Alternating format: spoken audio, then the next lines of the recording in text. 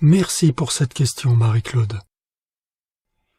Dans le volume 1 des leçons essentielles, Géraldine Innocente nous dit ceci. Dieu a pourvu chaque enfant de son cœur du don de libre arbitre, en plus du privilège d'être un créateur, comme il l'est lui-même.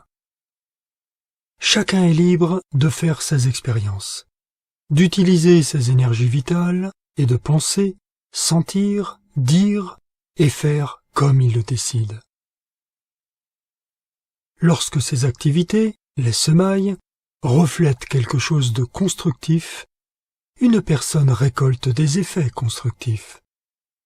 Lorsque l'individu enfreint la loi d'amour et d'harmonie de Dieu, et lorsqu'il exprime la discorde, soit par négligence ou avec l'intention de blesser, cette imperfection s'installe dans son propre monde et il va récolter la douleur.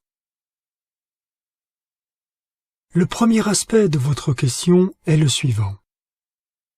Faut-il considérer les expériences qui se répètent comme étant un besoin de se débarrasser d'un défaut que l'on n'a pas encore consumé?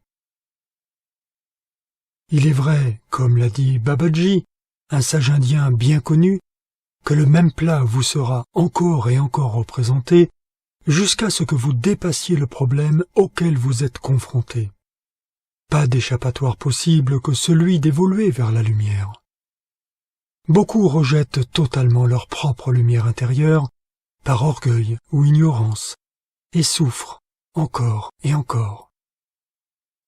Et même ceux qui acceptent pleinement leur lumière intérieure ne sont parfois pas épargnés, tout en étant largement plus soutenus qu'une simple personne préférant garder son modèle de vie matériel. Mais simplement, lorsque l'on bute sur un élément ennuyeux qui n'apporte que souffrance et désagrément, quelle autre façon a la vie de nous le représenter encore et encore? D'ailleurs, il faut bien comprendre que lorsque je parle de la vie avec un grand V, ce n'est pas tout à fait exact, car c'est simplement la loi de cause à effet qui accomplit son œuvre en permanence, c'est-à-dire le retour provoqué par sa propre création, mais nous verrons cela plus loin. Par exemple, si une personne ne respecte pas son corps en lui apportant des aliments dénaturés, il ne faut pas espérer que la présence transmute cela, car son but est de nous responsabiliser, de nous faire prendre conscience de la grande valeur de notre corps et du respect que nous devrions lui manifester.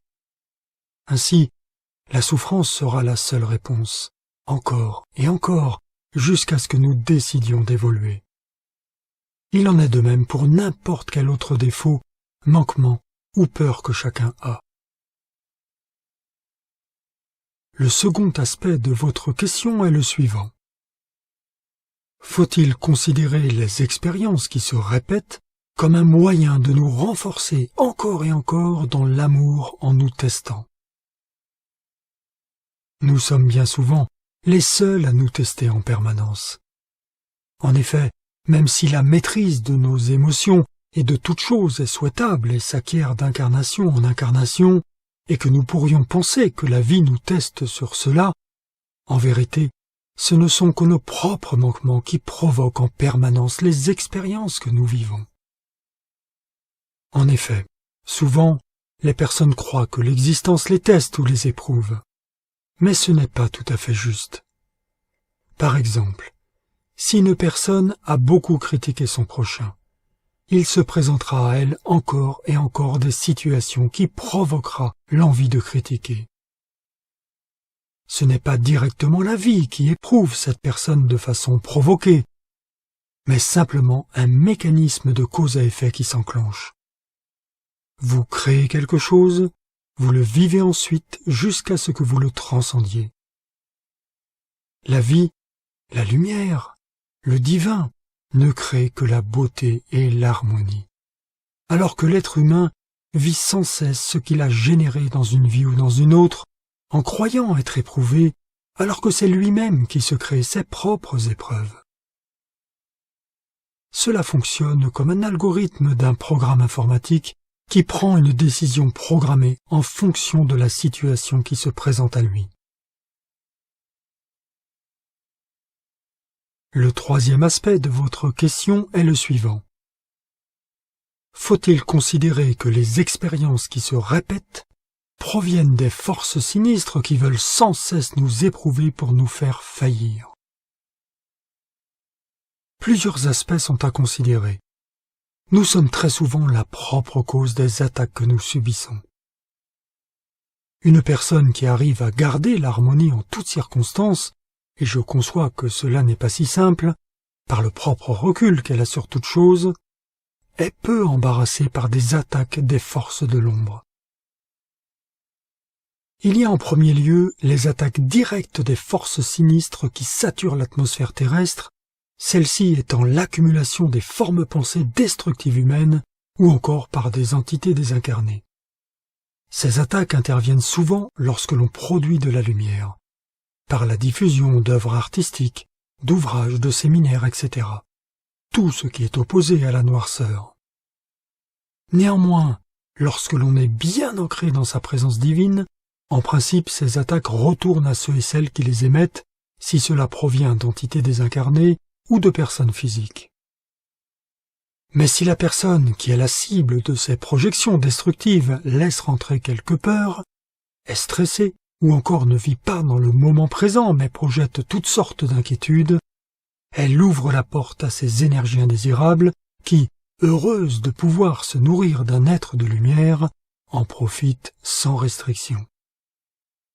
Ce sont toujours nos faiblesses qui représentent une porte d'entrée aux ombres qui n'attendent que cela. En second lieu, beaucoup de personnes se mettent une pression constante de résultats dans leur existence, une exigence de produire plus, d'être parfait, de tout contrôler, d'avoir peur qu'on les oublie, etc.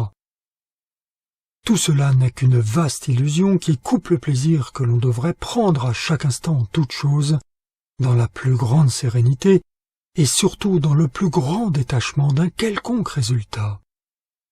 Et cela génère tout simplement de la négativité. Et ces personnes ont tendance à toujours mettre cela sur le dos de la force sinistre qui les attaque, alors qu'en vérité elles sont les propres créatrices des retours qu'elles subissent. Et à ce niveau encore, bien évidemment les forces sinistres profitent de ce manque de recul et de sérénité pour envahir et rendre malheureux ces personnes, mais à la différence du premier point, c'est qu'elles sont, encore une fois, les créatrices de ce retour, ce n'est pas une attaque directe. En troisième lieu, il y a un autre aspect auquel très peu de personnes pensent, ou ne veulent pas penser. Il s'agit de l'alimentation. Beaucoup me disent qu'elles ont des maladies avec les douleurs qui vont avec, et pensent qu'il s'agit de leur karma ou encore des forces de l'ombre qui les font souffrir pour les empêcher d'aller vers la lumière.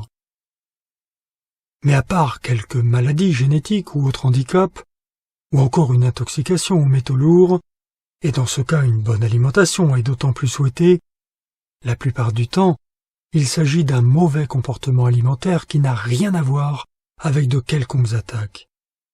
Et à ce niveau, les choses sont hélas bien plus basiques.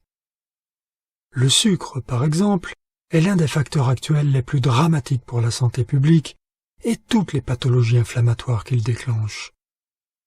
Il y a aujourd'hui un réveil de conscience parmi les médecins, scientifiques, nutritionnistes, etc., absolument remarquable sur le sujet, mais hélas, il va falloir encore du temps pour que le peuple veuille se réveiller également, tellement ce produit toxique est addictif.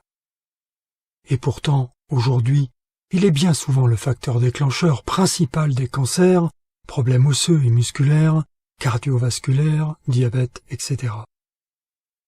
Une personne, en dehors de cas particuliers comme cité précédemment, devrait donc avoir le courage, et il en faut, de reconsidérer sa façon de manger plutôt que de mettre cela sur le dos d'une quelconque force obscure. Bien entendu, la souffrance peut finir par générer de la négativité et à ce niveau encore inviter de mauvaises forces. Mais vous comprendrez, et je me permets d'insister sur ce point, à savoir qu'initialement, c'est un mauvais comportement alimentaire qui a provoqué ces problèmes, et non la force sinistre, qui n'en est ensuite que le résultat,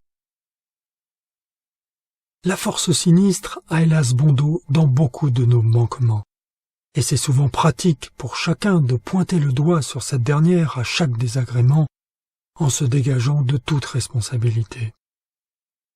Je crois au contraire qu'il est nécessaire de se retrousser les manches courageusement, et pas à pas d'engager tous les éléments qui seront nécessaires à notre bien-être.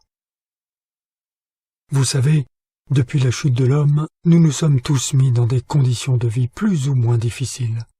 Et il est vrai qu'il faut beaucoup de courage et de persévérance tranquille pour reconquérir ce territoire perdu que représente notre divin intérieur.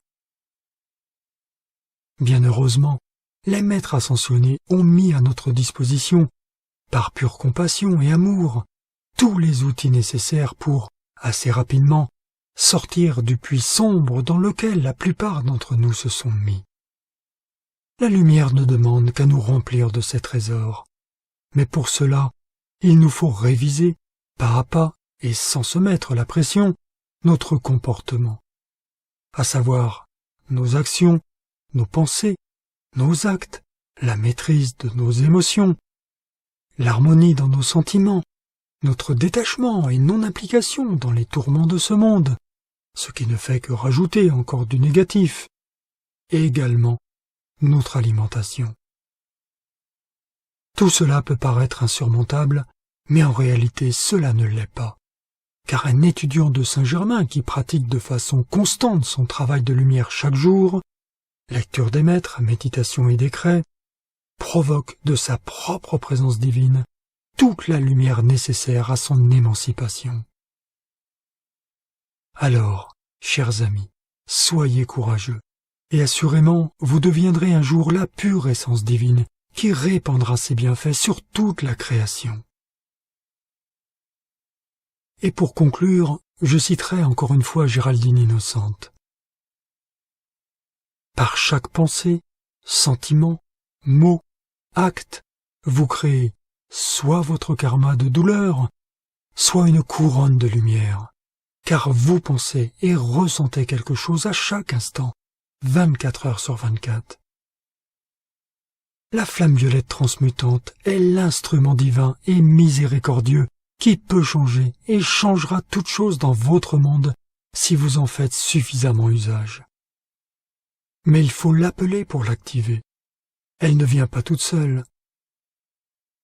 Jusqu'à ce que toute douleur et toute limitation aient complètement disparu de vous-même et de votre monde, ne relâchez pas un instant votre application dynamique et enthousiaste de l'activité du feu sacré, par laquelle vous serez capable d'accomplir un jour la victoire de votre ascension dans la lumière.